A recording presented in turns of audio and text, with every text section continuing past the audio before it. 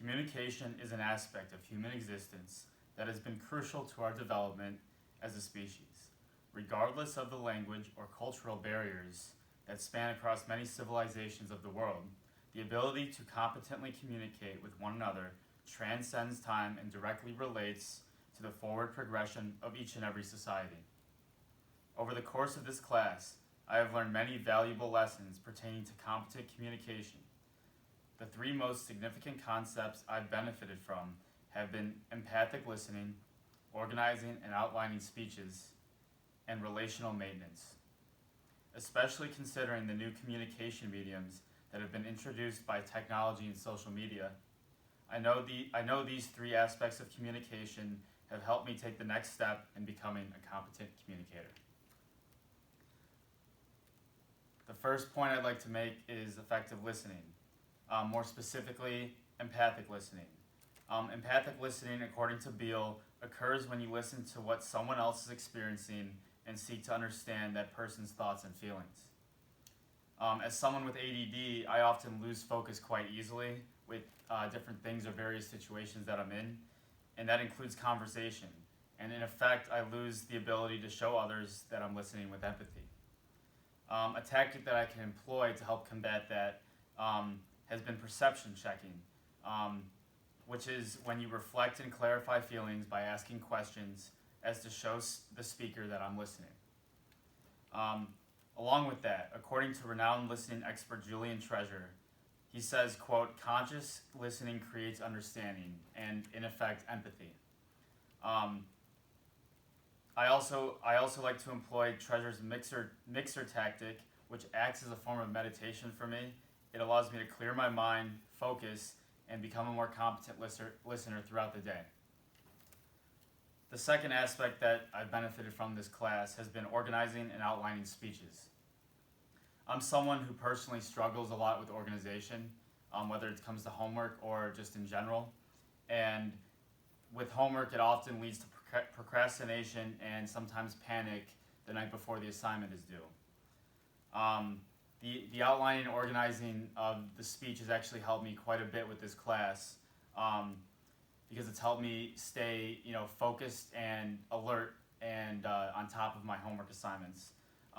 One aspect of outlining that I really liked was the focus and emphasis on well-developed main points, and that's the principal subdivisions of a speech, and they are critical to an effective thesis statement and speech. I personally have always struggled with forming thesis statements in the past and making it concise enough to my liking, and I think this tactic helped me think reverse engineer it, think about the main points and help that develop the thesis. A tactic that I learned for speech writing especially is using vivid language. This helped me learn to use language, vocabulary, that sort of thing that helps me captivate audiences and keep them attentive so that I'm not just boring them to death while I'm delivering my information. Finally, relational maintenance is something that I've really picked up on throughout this course. It's something that I identified with as important because we are constantly developing relationships for both pleasure and for business. According to Laura Stafford and Dan Cannery, two communication experts, there are 5 primary relational maintenance behaviors. That's positivity, openness, assurances, blending social networks, and sharing tasks. Along with that, Dr. Sherry Turkle, who has a PhD in psychoanalysis, says mediums that, like social networks are negatively impacting our ability to maintain meaningful relationships.